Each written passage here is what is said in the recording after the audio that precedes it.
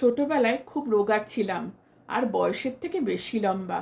সুস্মিতা সেন আসার আগে রোগা আর লম্বা হওয়ার কোনো সুফল পাওয়া যায়নি। মেয়েরা গোলগাল মাঝারি মাপের হবে এই ধারণাই ছিল সবার। আত্মীয় স্বজন, স্কুল বা বন্ধুবান্ধব কিংবা পাড়া প্রতিবেশী সবার খুব চিন্তা ছিল আমায় নিয়ে।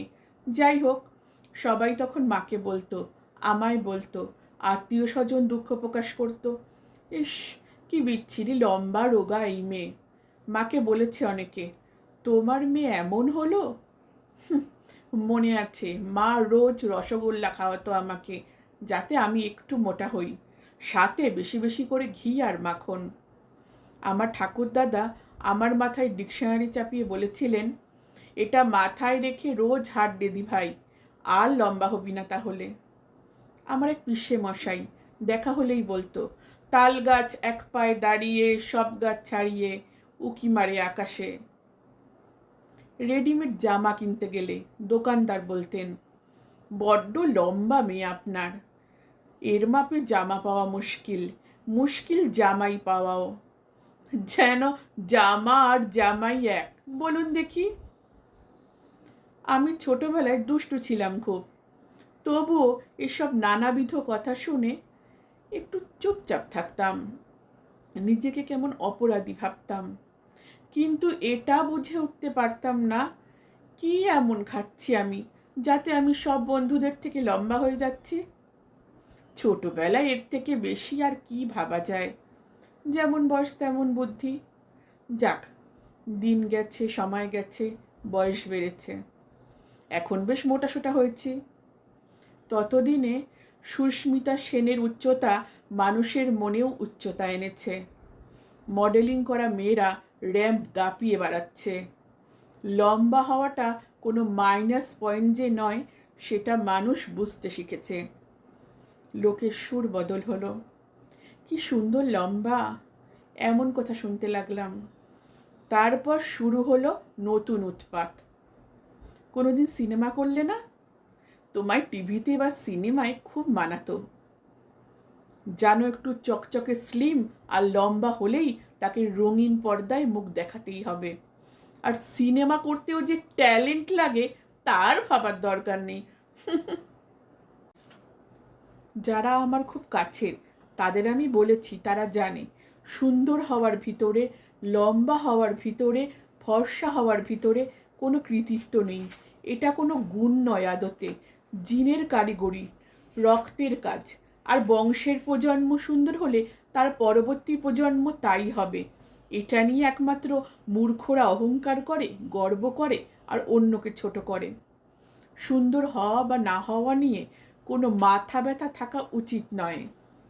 আমরা নিজেকে গড়তে চাই, ভেতরে ভেতরে ঋদ্ধ হতে চাই, সেটাই একমাত্র লক্ষ্য হওয়া উচিত।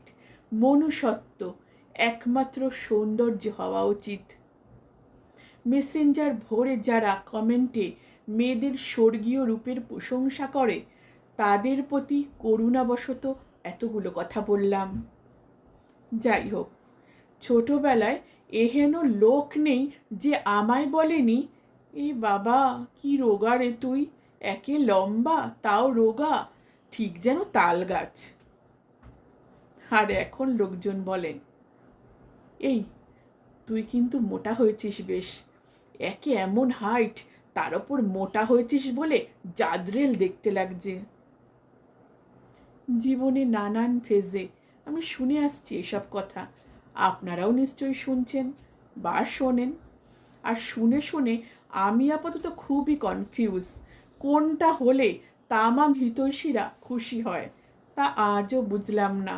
এটা বুঝলাম, তারা আমায় নিয়ে আজীবন যৎপরনাস্তি চিন্তিত। আমি অবশ্য দুক্ষেত্রেই অসহায়, নিপাট ও নিরুপায়। দুক্ষেত্রেই আমার কিছু করার নেই। দুক্ষেত্রেই আমি আয়নার সামনে সেজেগুজে দাঁড়িয়েছি, আয়না আমার পরিতৃপ্তি আমায় ফেরত দিয়েছে বিশেষ অনুগতভাবে, আর আমিও খুব খুশি হয়েছি সব সময়তেই। এমনিতেই আমার জীবনে শান্তি এসেছে 1994 সাল থেকে। তার আগে লম্বা হওয়া ছিল পরীক্ষার লাল কালির দাগের মতো। ক্লাসের লাস্ট বেঞ্চে লাইনের বা মার্চ ফার্স্টের ঝান্ডা হাতে একদম শেষে। নাটকে আমি নায়িকা হলে নায়ক পাওয়া যায় না আমাদের গার্লস স্কুলে। একবার শর্মিষ্ঠা হলো মহারানা ভীম সিং আর আমি রানী পদ্মিনী। ওর হাইট কম তখন আমার থেকে, তাই ওকে হিল পরিয়ে আমার থেকে 2 হাত দূরে দাঁড় করিয়ে ডায়লগ বলতে বলা হলো। যাই হোক, যা বলছিলাম, 1994 সালে মিস ইউনিভার্স হলেন সুস্মিতা সেন। সে কি গর্ব আনন্দ, সারা দেশ খুশিতে মেতে উঠল। কি খায়, কি পরে, কি বলে, with heel height, without heel height সব মুখস্থ করে ফেলল পুরো দেশ।